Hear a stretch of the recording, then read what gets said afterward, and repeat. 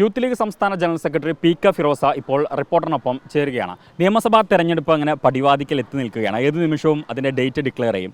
അപ്പം യൂത്ത് ലീഗിനെ സംബന്ധിച്ചിടത്തോളം ഇത്തവണ അർഹമായിട്ടുള്ള പ്രാതിനിധ്യം അത് ഉറപ്പ് നേതൃത്വം നൽകിയിട്ടുണ്ടോ? അല്ല, അത് അങ്ങനെ ഉറപ്പ് നൽകേണ്ട ഒരു ആവശ്യമൊന്നുമില്ല. അപ്പോൾ കഴിഞ്ഞ കാലങ്ങളിലെല്ലാം, ഇപ്പോൾ പ്രത്യേകിച്ച് സമീപകാലത്ത് യൂത്തിൻ്റെ പാർട്ടിസിപ്പേഷൻ വലിയ തോതിൽ പാർട്ടി വർദ്ധിപ്പിച്ചിട്ടുണ്ട്. കഴിഞ്ഞ ലോക്കൽ ബോഡി ഇലക്ഷനിൽ നമുക്കത് വളരെ വിസിബിളായിരുന്നു. അതുപോലെ കഴിഞ്ഞ നിയമസഭാ തെരഞ്ഞെടുപ്പിൽ അത് വളരെ വിസിബിളായിരുന്നു. മുൻകാലങ്ങളിൽ നിന്ന് വ്യത്യസ്തമായി കൂടുതൽ പ്രാതിനിധ്യം ലഭിച്ചിട്ടുണ്ട്. ഇത്തവണയും പാർട്ടി സംസ്ഥാന അധ്യക്ഷൻ തന്നെ വളരെ വ്യക്തമായി പറഞ്ഞിട്ടുണ്ട്, യുവാക്കൾക്കും പുതുമുഖങ്ങൾക്കും അതുപോലെ സ്ത്രീകൾക്കൊക്കെ അർഹമായ പ്രാതിനിധ്യം ഉണ്ടാകുന്നു. അങ്ങനെ പിന്നെ യൂത്ത് ലീഗിന് പ്രത്യേകിച്ച് ഒരു ഉറപ്പ് നൽകേണ്ട ആവശ്യമോ അല്ലെങ്കിൽ പാർട്ടി പ്രത്യേകിച്ച് അങ്ങനെ ഒരു പാർട്ടിയോട് പ്രത്യേകിച്ച് ആവശ്യപ്പെടേണ്ട ഒരു സ്ഥിതിയൊന്നും ലീഗിനെ സംബന്ധിച്ചിടത്തോളം ഇല്ല. അതെല്ലാം പരിഗണിച്ചുകൊണ്ടാണ് പാർട്ടിയുടെ ലിസ്റ്റ് ഉണ്ടാവുക എന്നുള്ള പൂർണ്ണ ബോധ്യം ഞങ്ങൾക്ക് എല്ലാവർക്കും ഉണ്ട്. പി.കെ. ഫിറോസ് ഇത്തവണ എവിടെയായിരിക്കും മത്സരിക്കുക? അത് പാർട്ടിയാണ് പറയേണ്ടത്. അത് ഞാൻ പറയാൻ ആളല്ലല്ലോ. മാത്രമല്ല, മത്സരിക്കണമെന്ന് പോലും തീരുമാനിക്കുന്നത് പാർട്ടിയാണ്. പാർട്ടിയുടെ ഓരോ പ്രവർത്തകനും എന്ത് ഉത്തരവാദിത്വം കൊടുക്കണമെന്ന് പാർട്ടി അതാത് സമയങ്ങളിൽ തീരുമാനിക്കാറുണ്ട്. പാർട്ടി ചുമതലയാണോ, പാർലമെൻ്ററി ചുമതലയാണോ, പാർട്ടി തരുന്ന ചുമതലകൾ നിർവഹിക്കുക എന്നുള്ളതാണ് ഒരു പാർട്ടി പ്രവർത്തകൻ്റെ ഉത്തരവാദിത്വം. അതിൽ പാർട്ടി പ്രവർത്തകന് പ്രത്യേകിച്ച് റോളില്ല. പാർട്ടി ലീഡർഷിപ്പാണ് അക്കാര്യത്തിൽ തീരുമാനമെടുക്കേണ്ടത്.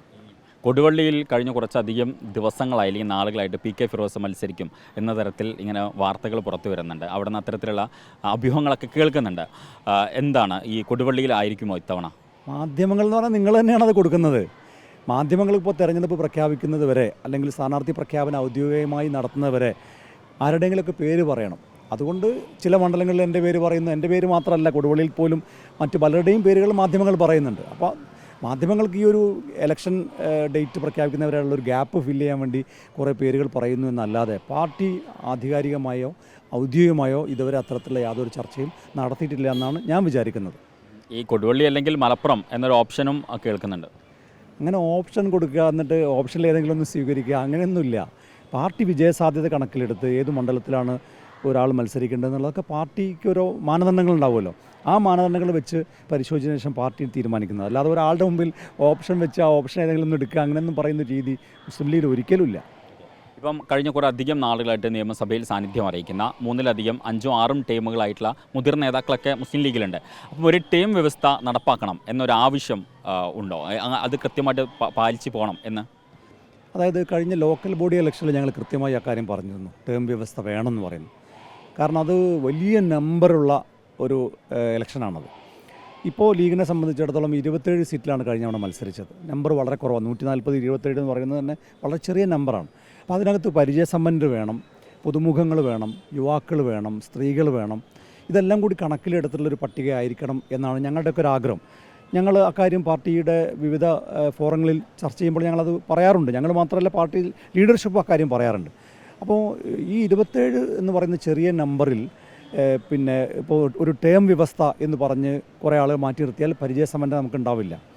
എന്നാൽ തീരെ മാറ്റാതിരുന്നാൽ പുതുമുഖങ്ങൾക്ക് അവസരം ഉണ്ടാവില്ല, യുവാക്കൾക്ക് അവസരം ഉണ്ടാവില്ല. അപ്പോൾ ഇതെല്ലാം കൂടി കണക്കിലെടുത്ത് ഒരു നിയമസഭയാകുമ്പോൾ പരിചയസമ്പന്നരുടെയും ഈ പറഞ്ഞൊരു കെമിസ്ട്രി അതിനകത്ത് ഉണ്ടാകണം. യുവാക്കളുടെയും സ്ത്രീകളുടെയും ഒക്കെ ഒരു കെമിസ്ട്രി അതിനകത്ത് ഉണ്ടാകണം എന്നാണ് ഞങ്ങൾ ആഗ്രഹിക്കുന്നത്. അതായത് അപ്പം പരിചയസമ്പന്നതയും വേണം, ഒപ്പം തന്നെ യുവാക്കൾക്ക് അവസരവും വേണം. അപ്പം അതിൽ ചില ആൾ വേണം. ഇപ്പോൾ യുവാക്കളും മാത്രമല്ല, പുതുമുഖങ്ങളായിട്ടുള്ള ആളുകളുണ്ടാവും. ഇപ്പോൾ യുവത്വം കഴിഞ്ഞ ആളുകളുണ്ട്. അവർക്ക് ചിലപ്പോൾ പാർലമെൻറ്റിൽ നന്നായി ശോഭിക്കാൻ കഴിയുന്ന ആളുകളായിരിക്കും. അവരെയും പരിഗണിക്കണം. അവർ പുതുമുഖങ്ങളാണ്, ഇതുവരെ മത്സരിക്കാത്ത ആളുകളായിരിക്കും. അപ്പോൾ അവരെ പരിഗണിക്കണം. അപ്പോൾ അങ്ങനെ എല്ലാവരെയും പരിഗണിച്ചുകൊണ്ടുള്ള ഒരു പട്ടികയായിരിക്കണം ലീഗിൻ്റെ പട്ടിക എന്നുള്ളതാണ് ഞങ്ങൾ ആഗ്രഹിക്കുന്നത്. മുസ്ലിം ലീഗിനെ സംബന്ധിച്ചിടത്തോളം എപ്പോഴും കേൾക്കുന്ന ഒരു ആക്ഷേപമാണ് ഈ സ്ത്രീകളുടെ പ്രാതിനിധ്യത്തെക്കുറിച്ചിട്ട്. അപ്പം ഇത്തവണ നമുക്കൊരു വനിതാ MLA പ്രതീക്ഷിക്കാവോ? തീർച്ചയായിട്ടും ഉണ്ടാവും. കഴിഞ്ഞ തവണ തന്നെ ലീഗ് സിറ്റിംഗ് സീറ്റിലായിരുന്നു മത്സരിപ്പിച്ചിരുന്നത്. പക്ഷേ കഴിഞ്ഞ തവണത്തെ ഒരു ട്രെൻഡിൽ പരാജയപ്പെട്ടു പോയി. ഇത്തവണ എന്തായാലും ലീഗിൻ്റെ ഒരു വനിതാ MLA നിയമസഭയിൽ ഉണ്ടാകുന്നുള്ള നല്ല ശുഭാപ്തി വിശ്വാസം ഞങ്ങൾക്കുണ്ട്. മറ്റൊന്ന്, ഇപ്പം താങ്കൾ തന്നെ ജില്ലയായിട്ടുള്ള കോഴിക്കോട്, ഇവിടെ കഴിഞ്ഞ കുറച്ചധികം നാളുകളായിട്ട് കോൺഗ്രസ്സിന് UDFന് ഒരു MLA ഇല്ല. അപ്പം ഇത്തവണ അത്തരത്തിലൊരു ശ്രമം ഉണ്ടാവും? ഉറപ്പായിട്ടും ഉണ്ടാവും. UDFന് ഏറ്റവും ഉയർന്ന നമ്പർ MLAമാർ ഇത്തവണ കോഴിക്കോട് ജില്ലയിൽ ഉണ്ടാവും. രണ്ട് കാര്യത്തിൽ എനിക്ക് നല്ല ആത്മവിശ്വാസമുണ്ട്. ഒന്ന്, ലീഗിന് ഏറ്റവും ഉയർന്ന നമ്പറായിരിക്കും ഈ തെരഞ്ഞെടുപ്പിൽ ഉണ്ടാകാൻ പോകുന്നത്. രണ്ടാമത്തത്, കോഴിക്കോട് ജില്ലയിൽ നിന്ന് UDFന് ഏറ്റവും ഉയർന്ന നമ്പർ MLAമാർ ഇത്തവണയായിരിക്കും ഉണ്ടാകാൻ പോകുന്നത്. അതിനുള്ള എല്ലാ ഒരുക്കങ്ങളും വളരെ നേരത്തെ തന്നെ UDF തയ്യാറെടുത്ത് കഴിഞ്ഞിട്ടുണ്ട്. ഞങ്ങളൊക്കെ അതിൻ്റെ ഭാഗമാണ്. കഴിഞ്ഞ ലോക്കൽ ബോഡി ഇലക്ഷനിൽ അതിൻ്റെ റിസൾട്ട് നമ്മൾ കണ്ടതാണ്, അതിൻ്റെ ആദ്യ സൂചനകൾ നമ്മൾ കണ്ടതാണ്. നിയമസഭാ തെരഞ്ഞെടുപ്പിലായിരിക്കും ഞങ്ങളുടെ റിസൾട്ട് ഏറ്റവും ഭംഗിയായിട്ട് കാണാൻ പോകുന്നത്. ഈ അവസാന നിമിഷത്തിലെ ഇപ്പം രാഷ്ട്രീയം പലതരത്തിൽ മാറി മറിഞ്ഞുകൊണ്ടിരിക്കുകയാണ്. എന്തായിരിക്കും ഇത്തവണ പ്രധാനമായിട്ടും ഈ തെരഞ്ഞെടുപ്പിൽ ചർച്ചയാവുക? പ്രത്യേകിച്ച് നിങ്ങളെ സംബന്ധിച്ചിടത്തോളം രാഹുൽ മാങ്കൂട്ടം എന്ന് പറയുന്ന ഒരു വ്യക്തി അപ്പുറം നിൽക്കുന്നുണ്ട്. അത് വലിയ രീതിയിൽ ഇടതുപക്ഷം ആയുധമാക്കുകയും അതിനെപ്പറ്റി വലിയ ചർച്ചകളൊക്കെ നടന്നുകൊണ്ടിരിക്കുകയാണ്.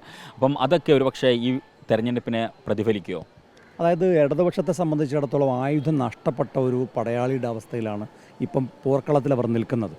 എന്നാൽ UDF-നെ സംബന്ധിച്ചിടത്തോളം പറയാൻ ഒരുപാട് കാര്യങ്ങളുണ്ട്. കഴിഞ്ഞ 10 വർഷത്തെ ഭരണം മാത്രം മതി എണ്ണിപ്പറയാൻ എന്തെങ്കിലും പ്രധാനപ്പെട്ട ഒരു വികസന നേട്ടം. ഇപ്പോൾ UDF-ൻ്റെ ഭരണകാലത്ത് ഉമ്മൻചാണ്ടി ഗവൺമെൻറ് കൊണ്ടുവന്നതുപോലെ, ഇപ്പോൾ വിഴിഞ്ഞം പോലെ, അല്ലെങ്കിൽ പിന്നെ കൊച്ചി മെട്രോ പോലെ, കണ്ണൂർ എയർപോർട്ട് പോലെ ഒരു ലാൻഡ്മാർക്ക് കേരളത്തിൽ പുതിയ മെഡിക്കൽ കോളേജുകൾ അനുവദിച്ചതുപോലെ, കോളേജുകളില്ലാത്ത പുതിയ നിയോജകമണ്ഡലങ്ങളിൽ പുതിയ കോളേജുകൾ കൊടുത്തതുപോലെ എന്തെങ്കിലും ഒരു ലാൻഡ്മാർക്ക്, ഒരു പുതിയ സർവകലാശാല, ഒരു പുതിയ കോളേജ്, ഒരു പുതിയ കോഴ്സ്, പുതിയ തലമുറക്ക് എന്താണ് ഈ നാട് ഭരിക്കുന്ന സർക്കാർ കഴിഞ്ഞ തുടർച്ചയായി 2 ടേം മിനിസ്ട്രിയിൽ വരിക എന്ന് പറയുന്നത് ഒരു കാര്യം തുടങ്ങി പൂർത്തീകരിക്കാനുള്ളൊരു സമയമാണ്. ഈ 10 വർഷത്തിനിടയിൽ എന്താണ് അവർ ചെയ്തത്? ആകെ പറയുന്നത് ദേശീയവാദയുടെ വികസനം മാത്രം. അത് തന്നെ എങ്ങനെ സാധിച്ചു എന്ന് നമുക്ക് എല്ലാവർക്കും അറിയാം. 2014 UPA ഗവൺമെൻറ് കൊണ്ടുവന്ന ലാൻഡ് അക്വിസിഷൻ ആക്ടിലെ ഭേദഗതി കൊണ്ടാണ് ഇത്രയും വലിയ തുകക്ക് ഭൂമി ഏറ്റെടുക്കാൻ കഴിഞ്ഞത്. UDF-ൻ്റെ കാലത്ത് അത് സാധിക്കാതിരുന്നില്ല. കാരണം ഈ ലാൻഡ് അക്വിസിഷൻ ആക്ട് ആയിരുന്നു. ആ ആക്ട് ഭേദഗതി വരുത്തി UPA ഗവൺമെൻറ്റാണ്. അതിൻ്റെ ഗുണം കിട്ടിയത് കൊണ്ട് പിണറായി സർക്കാർ ഈ ഭൂമി ഏറ്റെടുത്തു എന്നല്ലാതെ ഈ 10 കൊല്ലത്തിനിടയിൽ എന്ത് ലാൻഡ്മാർക്കാണ് ഉയർത്തി കാണിക്കാനുള്ളത്? അപ്പോൾ ഇവർ പറഞ്ഞു PSCയിൽ വലിയ ഇന്ത്യയിലെ ഏറ്റവും ഉയർന്ന PSC റിക്രൂട്ടിംഗ് നടത്തിയത് ഞങ്ങളാണെന്ന്. ഞാൻ പറയുന്നത് കേരളത്തിന് പുറത്തുള്ള മറ്റ് സംസ്ഥാനങ്ങളെ എടുത്ത് നോക്കി, ഇന്ത്യക്കകത്തുള്ള മറ്റ് സംസ്ഥാനങ്ങൾ, അവിടെ PSC മാത്രമല്ല റിക്രൂട്ടിംഗ് ബോർഡുകൾ, മറ്റ് ഓരോന്നിനും ഓരോ റിക്രൂട്ടിംഗ് ബോർഡാണ്. പോലീസിന് വേറെ റിക്രൂട്ടിംഗ് ബോർഡായിരിക്കും, അതുപോലെ ഓരോ ഡിപ്പാർട്ട്മെൻറ്റിന് വേറെ റിക്രൂട്ടിംഗ് ബോർഡായിരിക്കും. PSCയിൽ വളരെ കുറഞ്ഞ റിക്രൂട്ടിംഗ് മാത്രമാണ് നടക്കുന്നത്. അപ്പോൾ അത് ഉയർത്തി കാണിച്ചിട്ട് ഈ കള്ളം പറയുന്നു. കഴിഞ്ഞ ദിവസം വ്യവസായ മന്ത്രി തന്നെ പറഞ്ഞൊരു പച്ചക്കള്ളല്ലേ, കേരളത്തിൽ നിന്നാണ് ലോകത്തിലെ ഏറ്റവും വലിയ സ്കാനിങ് മെഷീൻ നിർമ്മിക്കുന്നതെന്ന്. അങ്ങനെ സ്കാനിങ് മെഷീനെ കേരളത്തിൽ നിർമ്മിക്കുന്നില്ല. ഇങ്ങനെയുള്ള കുറേ പച്ചക്കള്ളങ്ങളും കാപട്യങ്ങളും കൊണ്ട് ഉണ്ടാക്കിയ ചീട്ടുകൊട്ടാരമല്ലാതെ ഒരു വികസന പ്രവർത്തനമോ അല്ലെങ്കിൽ ഈ ഉയർത്തി കാണിക്കാൻ കൃത്യമായ ഒരു ലാൻഡ്മാർക്കോ കാണിക്കാനില്ലാത്തൊരു ഗവൺമെൻറ് ആണെന്നുള്ളത് തന്നെയാണ് ഞങ്ങളുടെ ഏറ്റവും വലിയ ആയുധം. പോരാത്തതിന് വലിയ അഴിമതിയും അതെല്ലാം ചൂണ്ടിക്കാണിച്ചുകൊണ്ടായിരിക്കും ഞങ്ങൾ ഈ തെരഞ്ഞെടുപ്പ് നേരിടാൻ പോകുന്നത്. അവസാനമായിട്ട് ഒറ്റ ചോദ്യം കൂടിയും, അതായത് ഇത്തവണ ഈ തെരഞ്ഞെടുപ്പ് പ്രഖ്യാപനം അല്ലെങ്കിൽ ചർച്ചകളൊക്കെ തുടങ്ങുന്നതിന് മുൻപ് തന്നെ ചൂടേറിയ ഒരു ചർച്ചാ വിഷയം ബേപ്പൂരം മണ്ഡലത്തിൽ ഇത്തവണ മുഹമ്മദ് റിയാസ് ജയിക്കുമോ അതോ PV അൻവർ ജയിക്കുമോ എന്നുള്ളതാണ്. PV അൻവർ ഇതിനോടകം തന്നെ അവിടെ പ്രചരണമൊക്കെ ആരംഭിച്ചു. പുള്ളിയാണ് അവിടെ സ്ഥാനാർത്ഥി എന്ന തരത്തിൽ ഏകദേശ ധാരണകളുമായി കഴിഞ്ഞു. എന്താണ് ഇത്തവണ ബേപ്പൂരിൻ്റെ ഒരു ഭാവി?